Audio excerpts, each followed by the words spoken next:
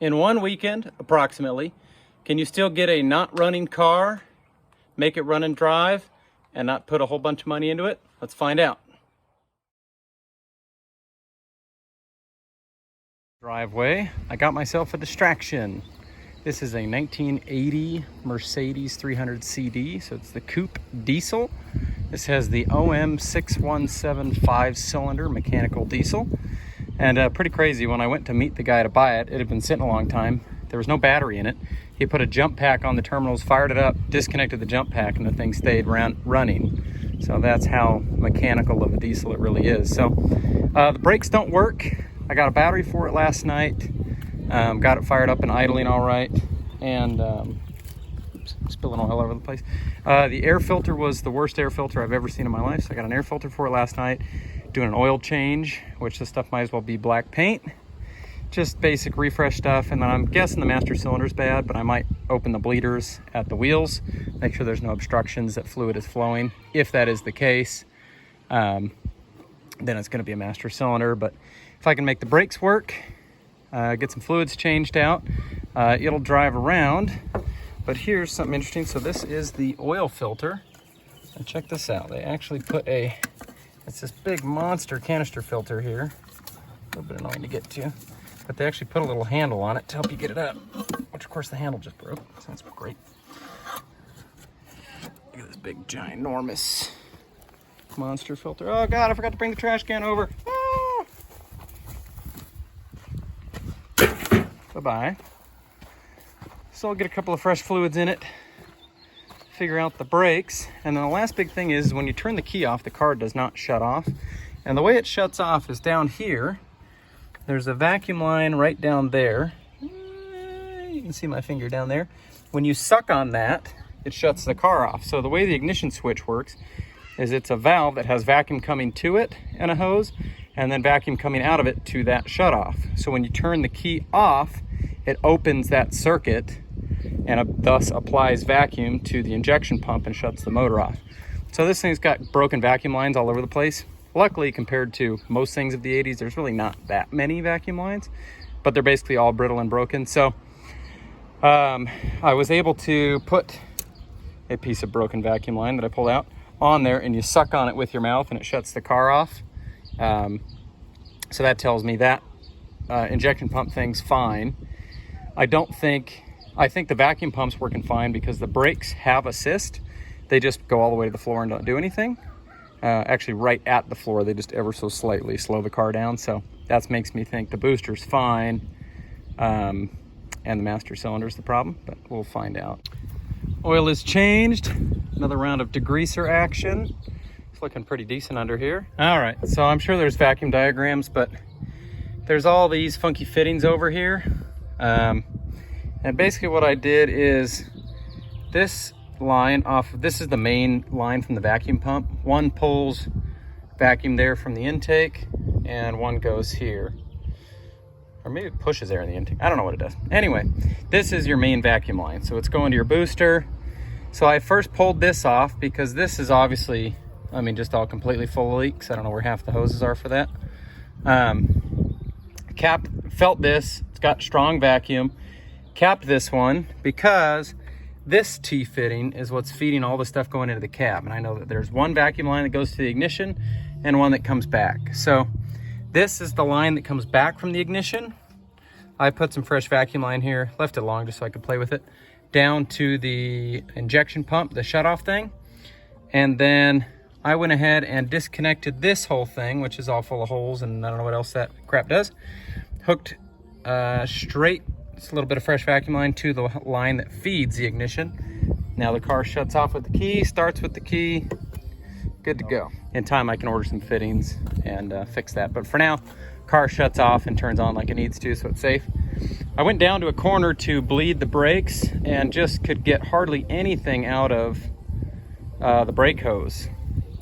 Took the bleeder all the way out, then came in, pumped the pedal a little bit, and put my vacuum bleeder on it, and just hardly anything was coming out of there. So these are hard lined. I don't think the fuel hoses at the hubs are old enough to be all swollen and blocked. So I tend to think it's just master cylinder and it doesn't want to pull fluid through the master for some reason. So I think it's master cylinder. All right, so when you buy the new master cylinder, they don't come with the reservoir. The reservoir pushes in. But when we pulled this one, the inside of it was all full of this goo, like rust. You can see some of it left in there. But the brake fluid coming out, I mean, was just golden brown. It really looked rusty, but maybe it's just rust inside of this master cylinder. But so I'm going to crack all these lines loose, make sure they'll come loose, and then I'll worry about bench bleeding the new one. And then hopefully we can do a real streamlined swap. Reservoir cleaned out as best as I could, installed into the new master. They give you these caps and a procedure to bench bleed it, basically just a leak bleed, where you can push. When you push the shaft, it pushes fluid past these not so tight plugs, but then theoretically when you release, it does not suck air back in. So I did it a few times. You see bubbles coming up, mostly up here for whatever reason, but this is going to be the rear, and these are both fronts. There's one on the other side too, I believe. So we're going to do a few more pumps here, top it off, and then as cleanly as I can get the old one out, which I cracked all the fittings loose, and slot this one in before I pour a gallon of brake fluid all over. Master cylinder is on. Immediately I have some brake pedal in the car, so that's great news. It's still a little spongy, which obviously there's air that gets right in here when you disconnect these. So I'm going to go use my vacuum bleeder at all four corners. That should hopefully get some of that disgusting rusty brown garbage out of there. But it's a good sign right off the bat that the master cylinder was indeed bad. So that gives me a lot of hope. So I'll go do a corner bleed and we'll see where we're at. Master cylinder, found all that rusty crap in there. And came to bleed the brakes at the corner, and no fluid, or hardly any fluids trickling out. So either the fuel lines are all just plugged full of crap, or these have swollen. So I think I'm going to try and disconnect it here, see if I can blow, if brake fluid's coming out of this. If not, maybe I can blow it through some brake clean, some pressurized air. So pull the brake hose, fluid blows right through that just fine. So obviously the caliper was the problem. So I pulled the caliper out and blew some brake clean into it. Look at the shit coming out of there. I mean, it's chunks of all kinds of crap and brown, and this is diluted with brake clean. So just, obviously the caliper's bad, but I'm gonna see, just for fun, if I can C-clamp it and get these things broke loose, and maybe get it back to life, because I'm getting a little more, too much money into this project. So we'll see. I'll see if I can get these pistons to move at all, and maybe they'll come back to life. All right, so basically I C-clamped these both in. They were both frozen. And then once they're pushed in, you can put a little bit of air in them. And this one actually actuates nicely. This one will come out secondarily, but then it likes to get stuck. It takes a bunch of force to go back in. Can't see a good angle in there, but basically it's all just corroded. So I could theoretically keep cycling this back and forth, putting PB Blaster on it, but I think there's a good chance I push and these just get stuck. And that's a waste of time. So I'm gonna go price out what calipers cost. All right, so with 4 bolts, you can split these calipers. And these are the air passages. You can see the O-rings, which of course I don't have new ones, so odds of success pretty low. But when you put your finger over one, you blast over here, this thing shoots out like a cannon. And on the inside was some corrosion I cleaned up with steel wool. This side, which is the one that was really sticky, I can't get out. So right now I've got this thing filled full of PB Blaster. I've tried grabbing onto that piston any way I can. Basically, I stuck it in there and it won't come out. So I've got one clamp blocking one air passage.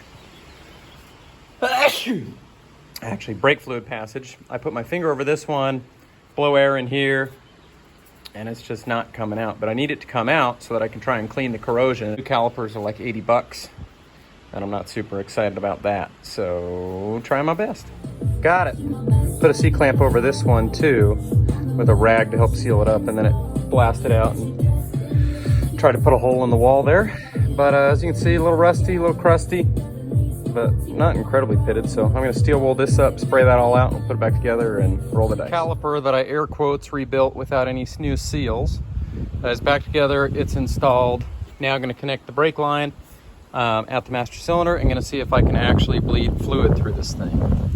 If that all looks good, I'm gonna go ahead and do the other side. And it might be that 2 days from now they all leak, but theoretically I can order the actual seal kits. They're cheap, they're like 10 bucks. But I didn't have them today. So on the driver's side, after putting everything back together, I finally was getting fluid out of the bleeder.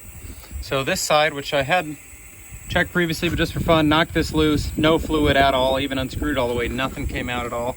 So I undid the hard line, well, the soft line from here, just like I did before. It was dripping. I blew it out with brake clean from the other side, as you can see from my driveway destruction here. So next up, I'm gonna take off this caliper and see if we can repeat the process from the other side.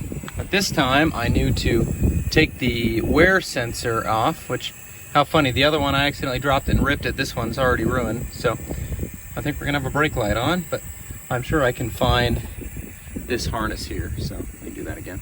But anyway, 2 bolts here, and then I'll take it over to the bench where I can pull the brake line out and start disassembly. So the way these works are these 2 pins that you just drive out, and this is a spring clip underneath them. I'm not the one who nicked that wire, but anyway, I'll knock these 2 out, pull the pads out, then I'll fog the pistons with PB Blaster to start getting them cooking. And then I'll take it over to the vise, and these are the 4 bolts that you can knock out to split it. All right, caliper split. This is what the piston looks like as it comes out. This one's not quite as bad as the other. This is after a little bit of steel wool. So the steel wool really takes that stuff off and doesn't seem to scratch anything. Just try and scratch the stuff out of the lip here, but not on the sealer inside of it. And then press this back in and put that rubber boot on, and then move the other side. But I had to admit defeat on the caliper. I could not get that last piston out. Tried prying, twisting, squeezing, pressure, air pressure, PB Blaster. Finally, wasn't working. So I tried welding a nut to the piston of it, which of course is pot metal crap. So the nut kept breaking off, and then it put a hole in the piston, so that's never gonna work. So I gonna pick up one from AutoZone tomorrow. Hopefully it'll work, so I can put all this back together. So that leads me tonight on day 4 of my weekend project. Day 3, I guess, is this ugly rusted fender. Now the whole car's rusty. I don't know why I care, but that looks hideous. And I have another fender, so what I'm gonna do is pick a mark depending on where the bolts are. Obviously there were 2 bolts down on the bottom there. I'll wire wheel all that stuff clean, put a little self-etching primer on it, and then I'll mark basically where I want to cut. I'll cut the other fender first, overlay it, and that gives you a nice line to scribe where to cut this one. Cut it, butt it up, and install burgundy fender, which is going to be less ugly than this. And then someday I could fog this whole thing silver if I decide to make it less hideous. But it really has like no dents. It's just got beach rusty spots all over the place. So I think it might be worth the 30 minutes I hope to invest in this rust repair. Let's see how fast I can do it. All right, I cut some of the ugly, rugged rust stuff up just to get here. But when I do the patch panel, I can bring it up here to where I scribe the other one like I was talking about. But down here, I wire wheeled all the metal that there still is. And there are the 2 nut certs there. So if I get the screws to fit just right. And then I sprayed it down with some tractor rust inhibitor paint. And that's gonna be just fine. So then get some, get the fender patch in here, pick up those last 2 bolt holes, and then try and connect it over here the best I can. Tack weld it all, but even now it already looks better. Obviously it's white, so it stands out, but it's better. Fender. Now if I do this right, check that out. I can overlay it right on there, mark my Sharpie mark, and get my cuts. And then if I need to work it up a little bit to line up just right, I can. But that makes a nice easy start. Right, back to this episode of Pimp My Ride. When you have to get your project done before your wife finishes filling out the divorce papers, go get some magnets that were holding up your children's proudest achievements. Line this shit up, get some tacks on it. So I'm about to do that now. All right, now that it's all precision TIG welded and back purged together, you're almost ready for SEMA. Don't worry about that hole there. Anyway, I'll come back here, grind some welds here, figure out all the spots I missed, and then it's gonna be just almost invisible here. Tip, shielding gas is just a lie that big welders tell you to get you to buy oxygen and junk. So you wanna make sure you do your outdoor body work on the windiest possible day. The same is true for paint, because if you get lots of dirt and bugs and twigs in your paint job, that gives it texture, more aerodynamic. All right, no bondos.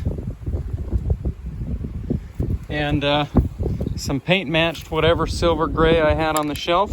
Dark Machine. Kidding aside, it does look vastly better, and I could actually put some Bondo on that someday. I still need to tack the inside of the door seam, but time's up. All right, new caliper is on. We have pedal feel. I think we're gonna be in business. So I'm gonna slap the wheel back on, see where we go from there. All right, taking the family for a ride. They're really excited about it. It's no hot rod and it's not a restored gem, but it starts, it stops, it steers, it goes, and it brakes. Shifts into all the gears. It's a pretty good platform to get started on. It's got some rust holes on it, but we got rid of the rusty tailgate. We fixed the worst rusty quarter.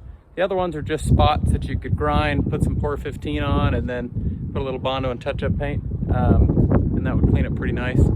I got the bumperette to cap this, which would make that look quite a bit nicer. You can clean the wheels up. Probably needs fuel filters and just some fresh diesel and drive it around.